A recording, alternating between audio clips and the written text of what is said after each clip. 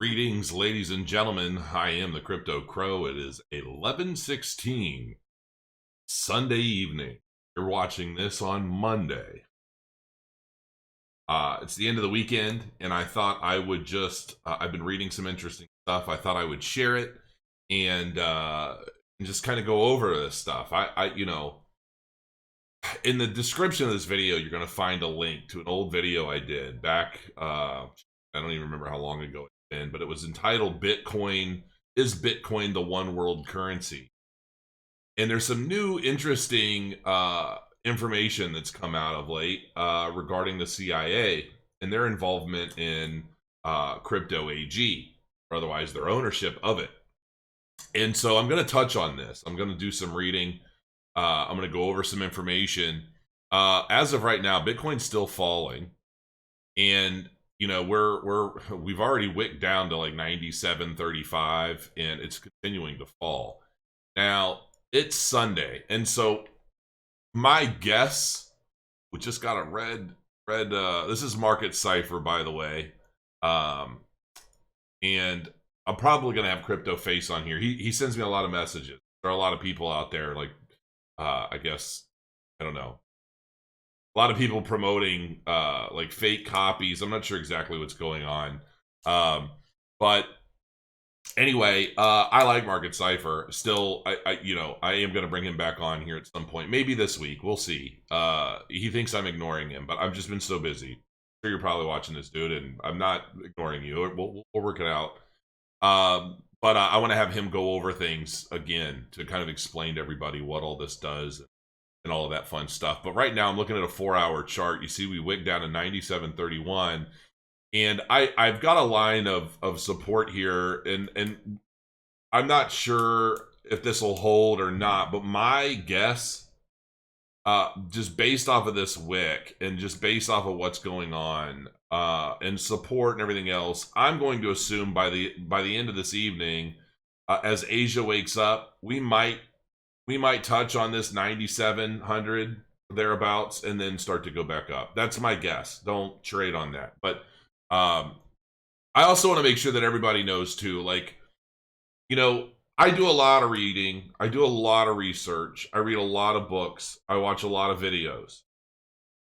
So I may come across to some as a guru, I may come off to some as a scammer or a charlatan, to each their own.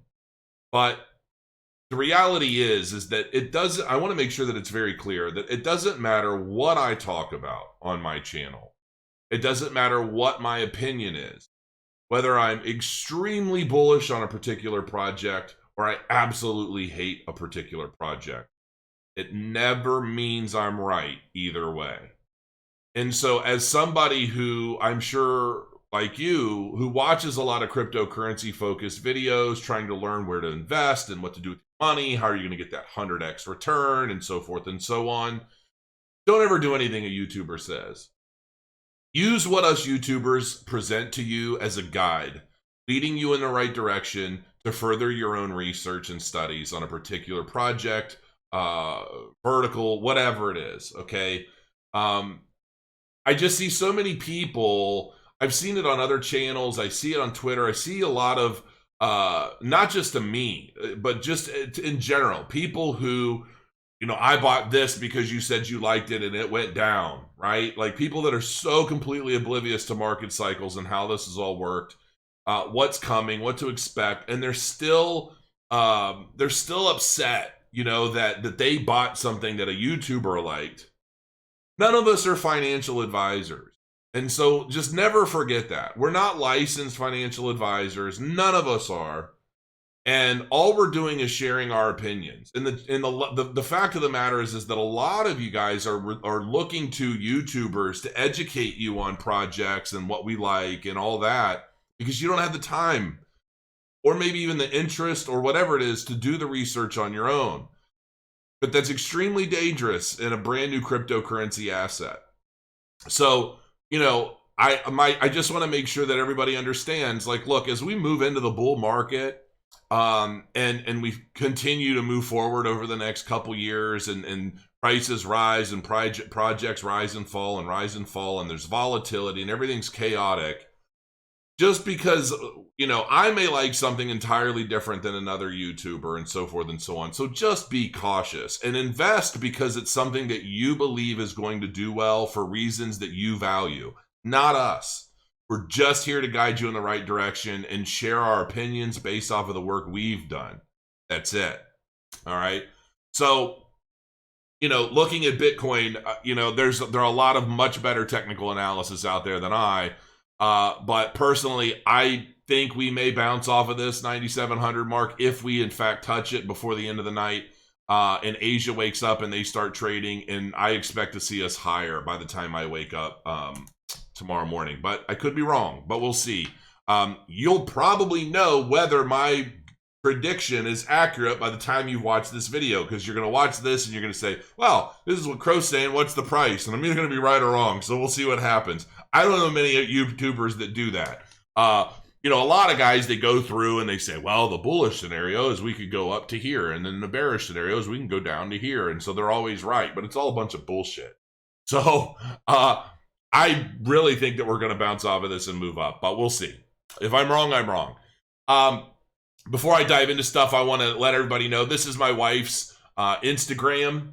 She just set up a brand new Instagram account, and because she's on this whole like super fitness transition kick, and she's been working really hard, and she's just absolutely stunning. And yes, there are pictures of her in bikinis and all that, but that's not, this isn't a this isn't supposed to be like a sexy, she's with this is our dog.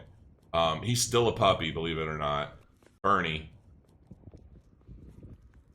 He's such a little, he's like a child is what he is. He's like a child. Yeah, so, and she's going to be adding a lot of different pictures and stuff showing her fitness progress. She's got all these goals and she's really working hard. This is my favorite picture. But she's just beautiful. I just love my wife.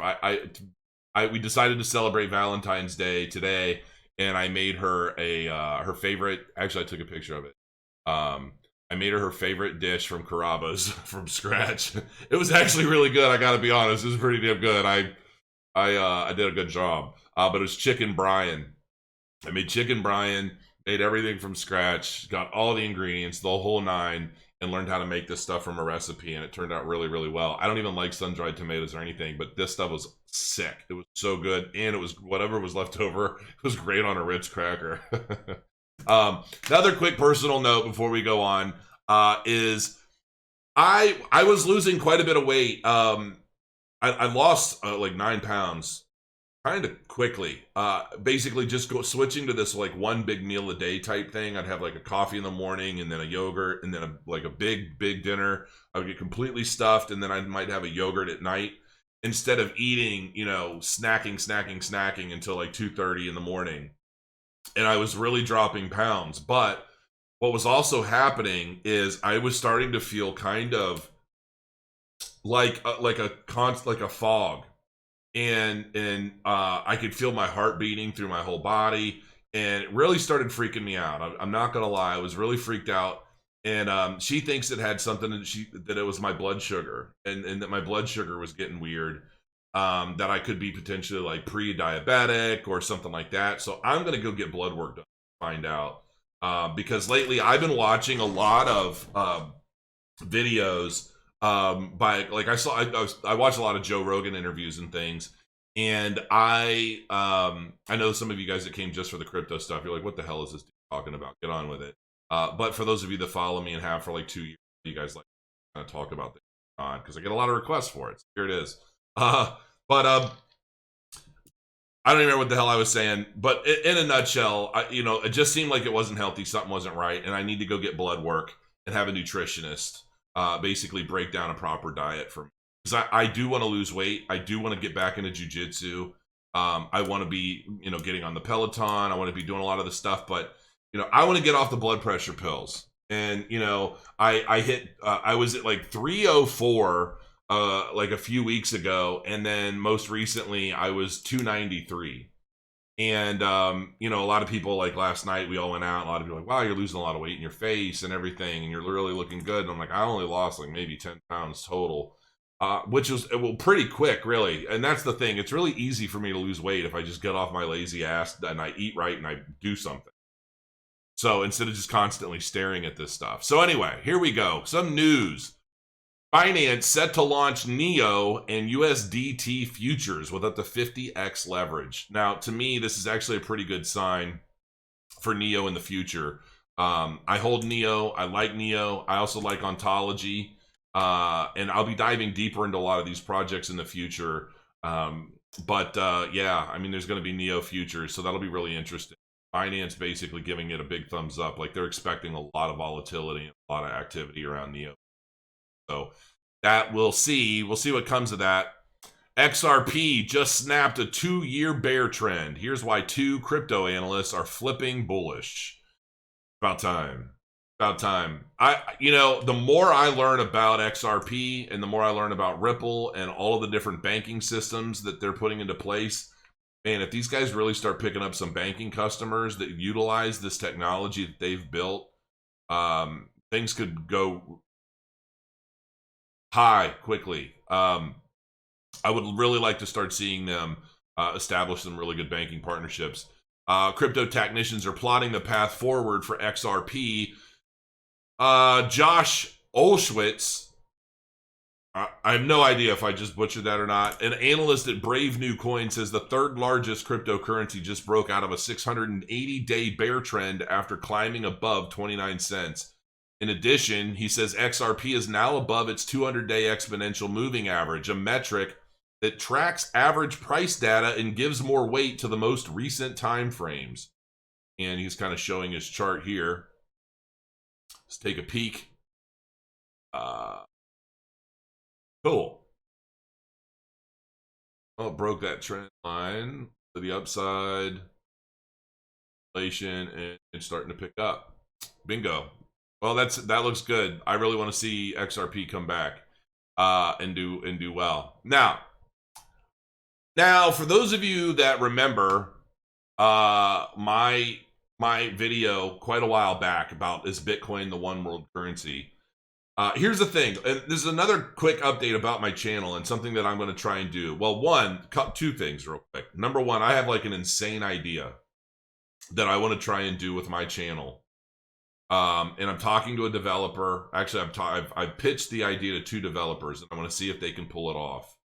All I'm going to say is that it will enable all of you who subscribe and comment and thumbs up and all of that to basically take part in my channel in a way that nobody's ever done before. And it's one that will change the way crypto YouTubers and potentially other YouTubers handle their affairs on YouTube. And so I'm trying to see, and there are so many different elements to this, and it will tie everything from pro trader, pro mining, my other platform that's in development right now. It's like, I don't even want to code name it, but it'll tie all of this stuff in for the benefit of everybody that's loyal to my channel. That's all I'm going to say right now, because I don't know 100% if it's going to be possible, but if it is, I'm doing it. It'll be an international type news deal. Like, it really will. It'll be. So you'll hear about it here first. And then, what was the other point I wanted to make? I don't remember. Sorry. All right. So I did this video a long time ago about, you might want to check it out. I'm going to link it in the description of this video.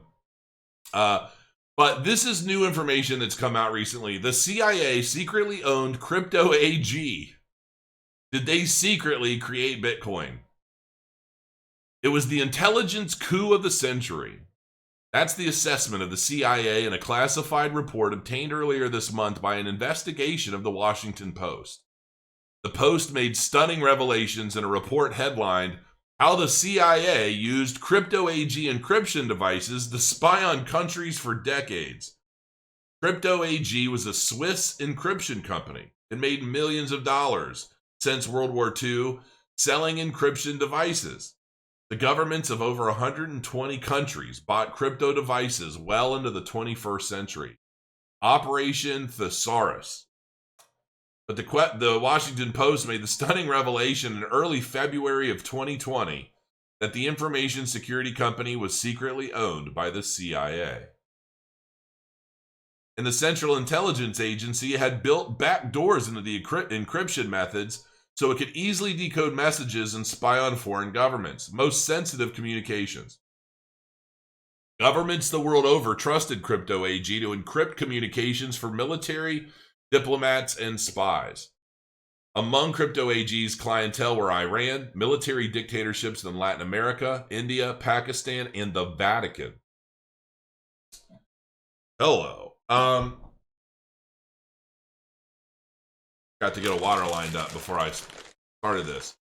So the question, did the CIA create Bitcoin? Now, here's the thing. I did this video a while back about the NSA creating Bitcoin and their Clipper chip device. So if you're not familiar with any of this, I'm going to show you some of it, but you should really look it up because it's a huge rabbit hole, man. And one thing takes you somewhere else. Now, what I found really interesting, like, obviously all of this was really interesting. And I will let everybody know, too, that I'm getting a new mic stand. And my mic is going to be right in front of me. So my audio should be much deeper, much better, much clearer. Without the little skips and things that you're getting. I have a great microphone. It's just my setup. Everything is just all too far apart. My microphone's over on this side. And like that side. And then my video camera's on this side. Instead of it all just being right in front of me. And I'm working. There's no conclusive evidence of who Satoshi Nakamoto really is. That remains a mystery to this day as far as the public is concerned. The following evidence that Satoshi Nakamoto might be the CIA is circumstantial, and the conclusion speculative. But if it's not compelling, this evidence is certainly captivating, and the Crypto AG revelations show just how plausible it is that the CIA could have created Bitcoin as part of the monetary coup. I won't read all of this because I don't want this to be a super long video, but there is one thing that this discovered that I'm like, holy cow. None of this proves the CIA created Bitcoin. Well, so there's this project, and it basically ended around 2003. Okay? Was it 2003 or 1993? I think it was 93. Yeah, from 1970, and then I think until 1993. We'll move on to the next section. But anyway, this was interesting stuff. None of this proves, okay, the NSA published SHA-256 in 2001, 8 years before Bitcoin, mind you. So non-CIA coders could have taken it up and used it to make Bitcoin. But after Crypto AG, it does make one wonder if there's some kind of backdoor into the SHA-256 algorithm. I believe there probably might. I don't imagine there wouldn't be. Perhaps more incriminating is the meaning of the name Satoshi Nakamoto in Japanese. Nakamoto actually means central or middle. Satoshi means enlightened, wise, or intelligent. These are facts. Satoshi Nakamoto means central intelligent. I haven't looked this up to confirm it, but I'm just going to assume this is true. That could be a joke by its non-CIA creators, or it could be the CIA's calling card. Here's what's funny about this. If you've listened to anybody like Alex Jones, who I don't care if he sounds crazy or not, I love that man. I love Alex Jones. I think he's a bull. I think he's just, I love him. And honestly, I would say that guys like Alex Jones, George Norrie of Coast to Coast AM, guys like that are a very subconscious inspiration for why I started this channel. Because I love the medium of audio, video, being able to reach a large audience, being able to talk to people, share your thoughts, share what's going on in a particular industry or field or topic, and engage people in that way. And I've been listening to Coast AM for probably 20 years. I used to listen to Alex Jones almost every night. It was one of the two back and forth. Yes, Alex Jones gets a little crazy sometimes. I think he gets carried away with the showmanship of his show, when I think ultimately he would have been much better off just staying chill, pop a lewd, and do his reporting. But I'd love to get Alex Jones and talk to him. He's somebody I would love to just have a very serious conversation with him. His interview on Joe Rogan was epic. I will say that. So if you're an Alex Jones fan and you haven't watched him, Alex Jones, and Joe Rogan, it's epic. So anyway, but one of the things that he claims, and he's basically made very apparent, and in just about any sort of conspiracy theories involving the New World Order, David Icke would say the same thing. David Icke was another one, the lizard people conspiracy theorist. You know, David Icke is one of those guys, and he used to say this all the time. He would say, today's sequoia is yesterday's nut that held its ground. And I've said that on this show because I've actually read some of David Icke's books. He's another guy I'd love to have on this show. I just don't know if I'm big enough to even interest these guys in what shape or form, but I would love to have these guys on and talk to them. And I am working out a way. Oh, that was the other point I was going to make. Sorry. Monday through Friday, my plan is to do cryptocurrency content. But then Saturday or Sunday evenings, I want to start doing conspiracy theory, UFO, New World Order, secret societies, stuff like that. I want to start doing interviews with authors and researchers and things of that nature on Sunday evenings. Because I believe that some of this stuff ties into cryptocurrency, and I just have a genuine interest in it, and I don't really want to start a whole new channel just to do because I think some of the stuff will go hand in hand, and ultimately it'll just be a cool, chill Sunday evening. I'd like to do some 2-hour long form type interviews with folks and just have a good time as much as we can. So hopefully you guys are down with that. Let me know in the comments if you think that'd be fun. I'm probably going to do it anyway. So I just think it'll be interesting. And so for even if we just called it, entertainment evening, that'll likely start happening on Sunday nights. But I have not booked any guests yet. I am working on it. So anyway, so here's the thing. The Clipper chip. Yeah, okay, so it was 1993. So this whole thing basically ended around 1993. They kind of removed themselves, pulled the plug, whatever you want to call it. But then the Clipper chip was announced in 1993. And by 1996, it was entirely defunct. Now, what this Clipper chip was basically a hardware, let's just call it a hardware key or a backdoor. And so the Clipper chip was a chipset that was developed and promoted by the United States National Security Agency as an encryption device that secured voice and data messages with a built-in backdoor. It was intended to be adopted by telecommunications companies for voice transmission. It can encipher and decipher messages.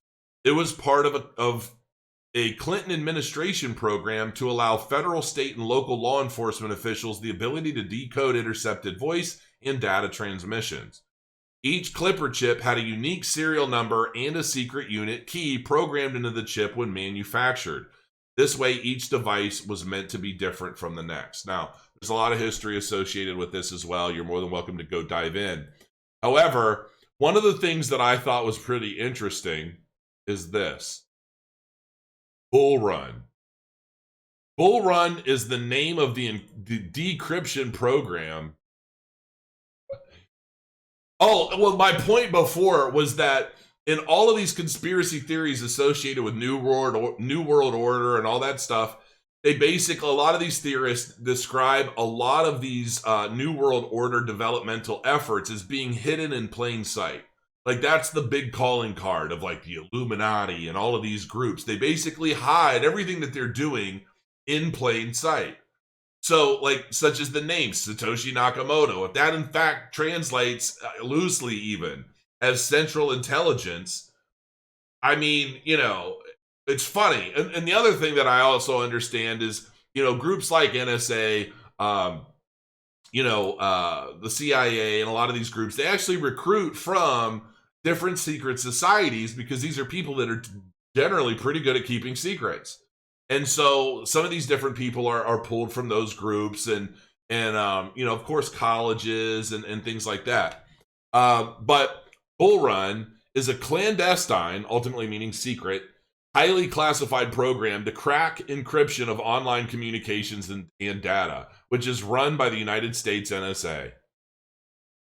Information about the program's existence was leaked in 2013 by Edward Snowden.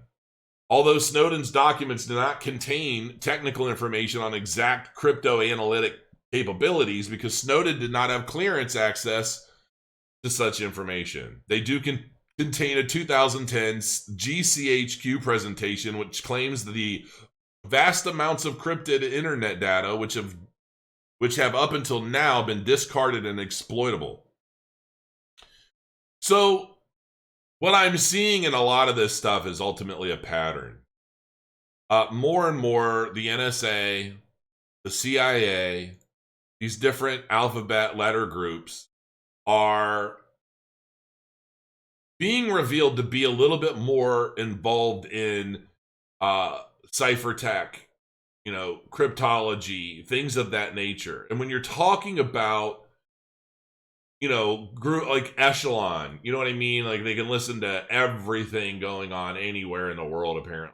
And that they're constantly pulling in all of this stuff, and it was denied forever, and then they finally came out and said, yeah, well, okay, maybe it exists, but we only use it to track really bad people, stuff like that. I still believe that Bitcoin as a whole is going to be here's the thing. So this is a twofold argument. I'm really caught in between. Number one, the technology of cryptocurrency is insane. Bitcoin may have been started as the one world currency, and it may very well end up being exactly that. And there may be a SHA-256 backdoor programmed into the algorithm somewhere. I mean, there's still so much that I'm sure people don't know and they're just not familiar with it. The science behind Bitcoin, the sheer planning of its economic value over time, its growth over time. You have to have had some of the greatest economic minds out there, is my guess. I mean, at one point, I thought that this drug kingpin was Satoshi Nakamoto. I think maybe he's just somebody, a diversionary identity, for anything else. I was pretty hooked on it for a minute. I'm like, man, this really sounds like it might be him. And he could have played a role in developing it. I mean, apparently the guy was a genius. I mean, he was a crook, but he was a genius, apparently. And if anything, he could have played a role in getting its use up in some of these, what do you want to call it? Like shadowy environments? I don't know what you call, like the underground or the underworld or whatever. Which is originally where its use case kind of started, right? I mean, it was a lot more anonymous than anything else out there, and it was a way to be able to send value from point A to point B really quickly under the radar. And so, and if you're trying to launch something like this, well, who better, right, than a freaking kingpin that can, plug you into all the right stuff? So, that being said, it's scary at the same time, because if there is some sort of backdoor, like we've got all this stuff with China. I'm a conspiracy nut, okay? And sometimes I just can't help myself. I think about the fact that, we start going into all these trade agreements and these arguments, basically, tariffs and all this other stuff with China. And we're having like this kind of, economic war in a sense. Not really a war, I guess, but, like, I'm sure it's been kind of heated. And then suddenly they get hit with this coronavirus, which is a man-made virus. There's actually a book written by Dean Koons. I think I tweeted it. Let me see if I did. Let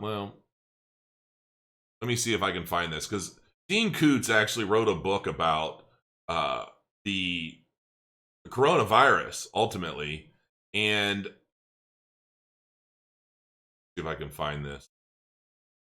Got a bunch of stuff that auto posts on.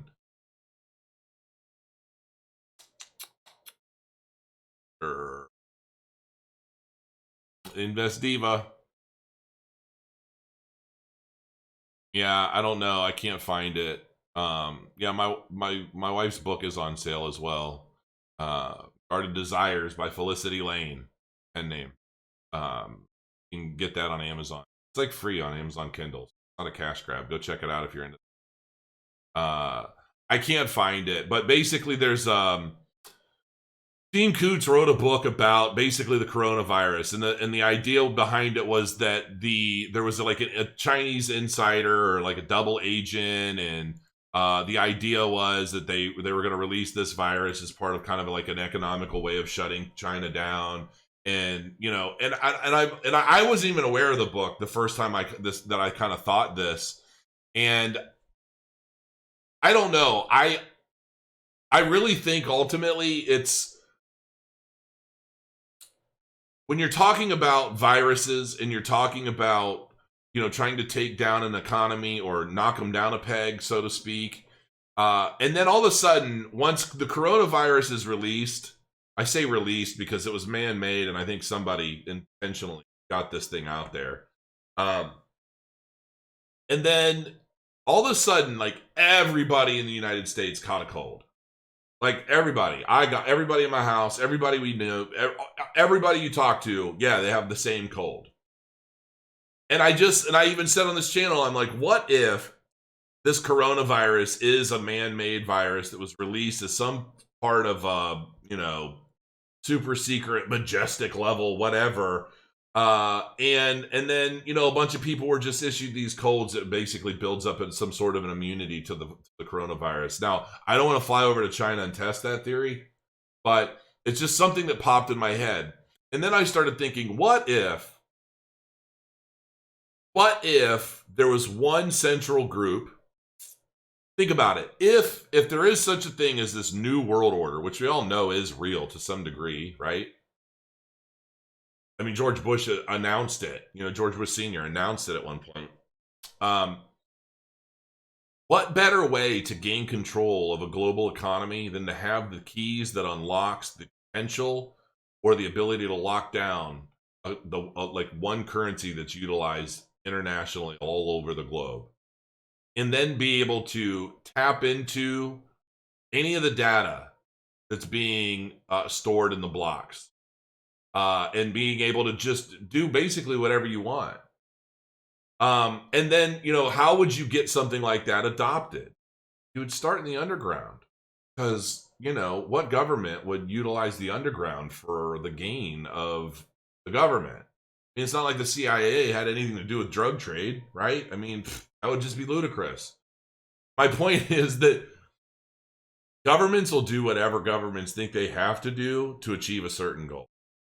And I love the blockchain technology as a whole, but ultimately I do wonder if, that Bitcoin really is some sort of one world currency, and we're all just sucking it right up. And over time, we're letting the greed of the public fuel this economy, to fuel this desire for a digital asset none of us could even bother seeing. Like we can't see it, we can't touch it. It's all digital, it's all in the air, and it's the same notion. It's the idea.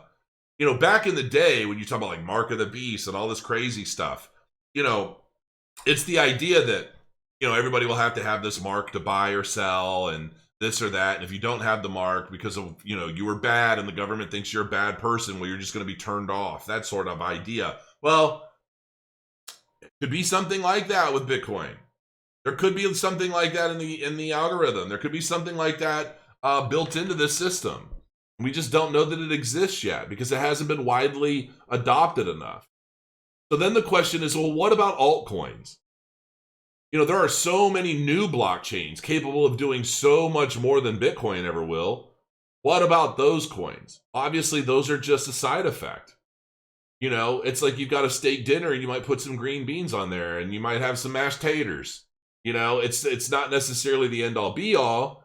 The technology could be great, could be better for you, doesn't replace the meat. And so I don't know. I'm kind of rambling a little bit, but I just find it really interesting to find out that not only was the NSA involved in a lot of this, but now the CIA as well. And from what I understand, the NSA and the CIA don't really even like each other. So it's not like they're working hand in hand, unless it's something bigger than either of them. And that when combined and working together, and one side hands something off to the other and say, "Here you go, good luck," pass the baton. I don't know how this stuff works. But anyway, I just thought that was really interesting. So, look into it if you're into that sort of thing. I would love to talk to somebody that's like really in the know of all that. Find out. Wow, I came back and boom. Yeah, still in a 4-hour. It looks like this is growing, but we'll have to see. We'll have to see where we touch. Do we come down, or are we bouncing off of this 97 already? So anyway, that's it for today. It's Monday, guys. Do some homework, do some research. The Crow Trader Valentine's Day sale is over, but I think people are still picking it up. We're getting close to the live launch. Bitcoin mining, busting it out, doing well. Yeah, make sure you follow me on Instagram as well. I'm going to try and build that up, but my wife's is going to be a lot better. I'm basically Crow of Crypto on Instagram, and yeah. So I don't know. I post all kinds of random stuff. Nothing fantastic yet. It's not like a crypto kind of Instagram. It's more just me, my personal life, my hobbies, things I do. So if you're interested in that, cool. Check it out. Love it. Support my wife. She's gonna be doing all kinds of stuff. So that's that. I mean, it's Monday. I'm gonna be playing some War Machine this afternoon. Tomorrow afternoon. To it. So I wanted to record a video tonight that'll come out tomorrow and just keep moving forward. And I'm gonna, in the comments, let me know. And I know some of you guys spam, but like those of you guys that I know watch my channel a lot, let me know what projects you're interested in. I'm planning on doing a deep dive into Chainlink coming up, and some other projects. And because I'm really kind of digging Chainlink they've got going on, but all I know about it is what I passively picked up over the past year or so, and I want to do a deep dive as soon as I have some time. So I am planning on doing that for everybody, and let me know what you guys think about like a Sunday night, Sunday evening, long form interview on some really juicy, interesting topics, even if they're not crypto related. I do plan on doing. I hope it's a good, and I plan on doing those live. I want to include everybody. So let me know what you think in the comments. Drop me a subscribe and tick the little all bell, if you will. And I'll see you again soon. Thanks. I'm going to go to bed. I'm absolutely. But I didn't want to leave you guys hanging tomorrow. Have a good night. Crow your coin. See you again soon.